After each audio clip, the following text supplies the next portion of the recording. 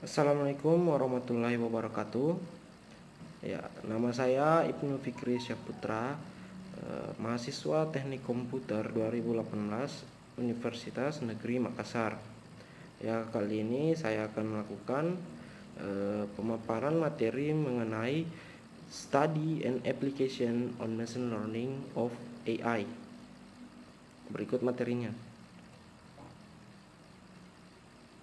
Nah, adapun pokok bahasan yang akan saya bahas yaitu yang pertama ialah konsep dan pentingnya machine learning. Lalu yang kedua adalah struktur dasar machine learning. Yang ketiga adalah metode pembelajaran berdasar.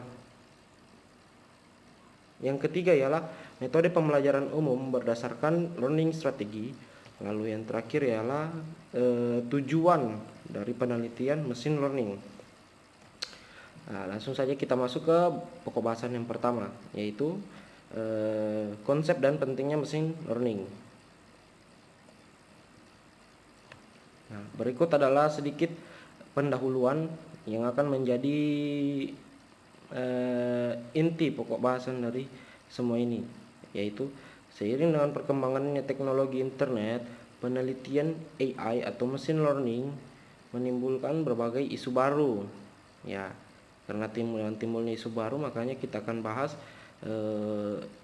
AI dan study pembelajaran. Jadi hubungan AI atau machine learning dengan pembelajaran, itulah pokok bahasan dari materi kali ini. Konsep machine learning. Ya, machine learning memiliki konsep di mana komputer dapat mensimulasikan dan mewujudkan studi berbagai perilaku manusia. Ya, seperti yang kita ketahui, machine learning itu memang memiliki tujuan, yaitu dapat melakukan semua pekerjaan manusia. Ya, jadi konsepnya komputer dapat mensimulasikan dan mewujudkan berbagai studi perilaku manusia. Ya, seperti itulah konsep dasar dari machine learning. Ya. Oke, lanjut. Mengapa machine learning itu penting? Ya, kita pasti bertanya, mengapa machine learning itu penting? Ya, karena ya zaman semakin berkembang, karena sekarang industri sudah 4.0, mungkin kedepannya bakalan 5.0. Ya, pasti machine learning sangat penting karena efisien dan sangat membantu manusia. Pentingnya machine learning. Machine learning memiliki status yang sangat penting dalam penelitian. Ya, memang seperti konsepnya saja tadi, machine learning atau AI memiliki peran penting dalam sistem ini. Ya, sistem cerdas pun yang tidak memiliki kemampuan belajar seperti AI atau machine learning itu tidak sulit untuk dikatakan sebagai machine learning atau sistem cerdas. Ya, karena sistem cerdas tanpa kemampuan belajar ya seperti saja dengan sistem-sistem pada umumnya. Namun machine learning atau AI berbeda karena dia memiliki pemikiran sendiri dan memiliki algoritma-algoritma sendiri untuk menggapai atau untuk mewujudkan hasil akhirnya. Oke. Ya. Machine learning pun bisa dikatakan melampaui desainernya atau pembuatnya. Ya, misal saya membuat sebuah mesin learning, ya bisa saja kemudian waktu atau suatu saat mesin learning buatan saya dapat melampaui saya, karena itu perkembangan teknologi kan tidak ada batasnya. Lalu mesin learning memiliki kecerdasan buatan sendiri, itu disebut dengan AI, artificial intelligence. Oke, lanjut. Struktur dasar sistem machine learning. Oke. Nah, berikut adalah gambaran dari struktur dasar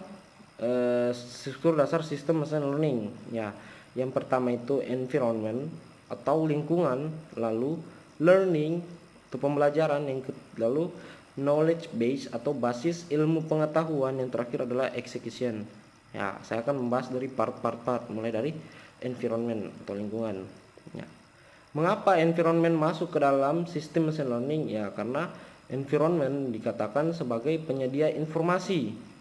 Nah, environment harus menjadi penyedia informasi yang baik agar dapat menuju ke part selanjutnya atau dapat diolah baik informasi itu di part selanjutnya. Nah, part selanjutnya ialah learning atau pembelajaran.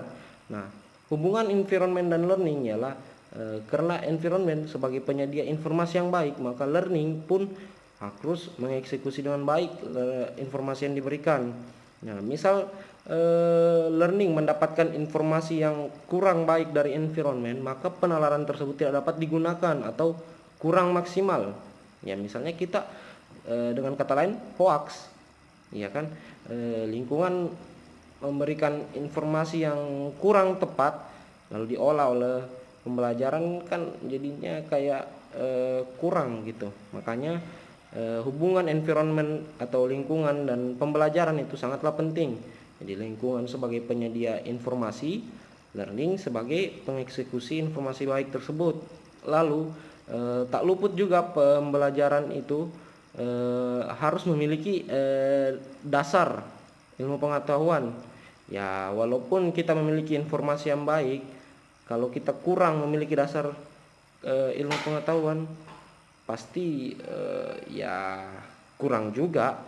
Jadi kita harus memiliki dasar ilmu pengetahuan yang baik agar pengolahan pembelajaran pengolahan informasi yang didapat dari lingkungan itu maksimal. Misal informasi dari lingkungan sudah maksimal, namun ketika ingin diolah di pembelajaran kurang karena dasar ilmu pengetahuannya kurang, ya pasti kan nggak seimbang.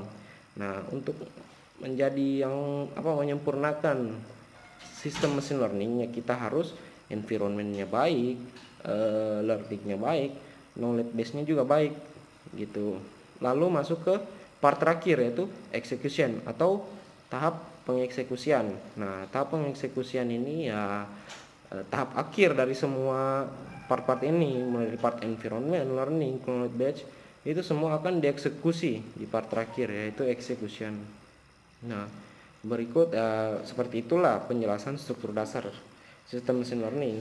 Ya, bisa dilihat dari gambar tersebut, kita sudah langsung mengetahui, oh ternyata environment, terus learning, terus knowledge base, lalu execution.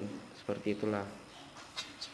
Oke, kita lanjut ke pokok bahasan berikutnya, yaitu metode pembelajaran umum berdasarkan learning strategy.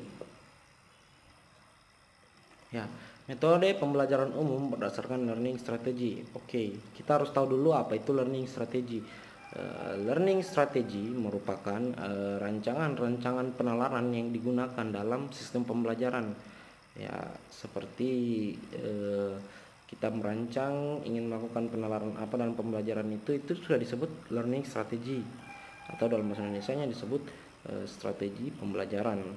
Nah, metode pembelajaran itu yang digunakan pada machine learning itu ada sekitaran 6, dan 6 tersebut akan dipaparkan di materi ini. Oke, yang pertama itu ialah rote learning. Nah, rote learning atau dalam bahasa Indonesia disebut hafalan. Nah, metode ini merupakan metode paling sederhana yang digunakan oleh mesin karena hafalan itu sama dengan ingatan. Jadi mesin hanya dimasukkan sebuah pengetahuan, hanya disimpan saja pengetahuan, dan mesin tidak perlu melakukan kesimpulan atau menghitung. Ya, singkatnya seperti itulah metode hafalan. Jadi merupakan metode paling sederhana karena hanya menyimpan ke dalam sistem atau ke dalam mesin pengetahuan ini. Jadi dia tidak perlu melakukan algoritma lain untuk mencari jalan keluar, seperti itu. Lalu yang kedua ialah explanation based learning atau pembelajaran dengan metode penjelasan. Nah, metode ini pun digunakan di mesin. Nah, metode ini sama dengan metode yang digunakan oleh manusia melalui penjelasan. Misalnya ada 2 orang, satu orang ini bisa disebutlah pakar, yang satu orang ini orang awam. Jadi ketika orang awam ini ingin mengetahui sesuatu, maka dia bertanya ke pakar, maka pakar menjelaskannya. Nah, itu sudah disebut dengan explanation based learning, karena adanya dua pihak, yang satu menjelaskan, yang satu melakukan pembelajaran. Seperti itulah juga yang diterapkan ke dalam mesin learning. Lalu yang ketiga adalah learning from instruction, atau dalam bahasa Indonesianya belajar dari instruksi. Nah, kalau seperti ini sih sudah banyak. Misalnya kita melihat tutorial, kan tutorial itu kan kita belajar melalui instruksi-instruksi yang ada di tutorial itu. Misalnya kita disuruh melakukan A, lalu melakukan B, lalu melakukan C, itu sudah masuk learning from instruction. Itu juga diterapkan ke dalam mesin learning. Ya, mesin learning atau komputer pun diberikan instruksi oleh desainernya, yaitu harus melakukan A dulu, baru B dulu, baru C dulu, baru D. Nah, itu sudah merupakan metode learning from instruction. Lalu yang keempat ialah learning by deduction. Lalu yang kelima ialah learning by analogy, dan yang terakhir adalah inductive learning. Nah, itulah keenam metode pembelajaran yang digunakan pada mesin learning. Nah, keenam metode itu pun saya rasa mirip dengan metode pembelajaran yang digunakan pada manusia juga kan. Ya. Terus kita lanjut lagi ke pokok bahasan terakhir, yaitu tujuan dari penelitian mesin learning. Apa saja itu tujuan penelitian dari mesin learning? Tujuan penelitian mesin learning itu terbagi menjadi 3. Ya. Yang pertama ialah general learning algorithm. Nah, ini bertujuan untuk mengembangkan penggunaan metode tugas pembelajaran yang belum pernah digunakan oleh algoritma lain, ya, seperti misalnya ada algoritma yang belum mengembangkan metode ini, maka pada tujuan penelitian mesin learning akan dikembangkan. Lalu lanjut ke tujuan yang kedua, ialah cognitive model. Nah, tujuan ini ialah mempelajari teori komputasi manusia dan model eksperimental. Nah, jadi ini bertujuan untuk menirukan studi perilaku manusia, seperti konsep yang sudah saya jelaskan di awal, konsep dasar dari dari mesin learning. Lalu yang ketiga ialah the goal of the project. Nah, ini bertujuan untuk meningkatkan sistem untuk menyelesaikan tugasnya sendiri. Jadi ini lebih ke seperti kemandirian dari mesin learning itu. Jadi mesin learning mampu untuk bekerja sendiri dan menyelesaikan tugas-tugasnya sendiri tanpa bantu tangan dari desainernya. Nah, itulah ketiga dari tujuan penelitian mesin learning. Sekian penjelasan dari saya, lebih dan kurangnya mohon dimaafkan. Wabillahi taufik wal hidayah. Wassalamualaikum warahmatullahi wabarakatuh.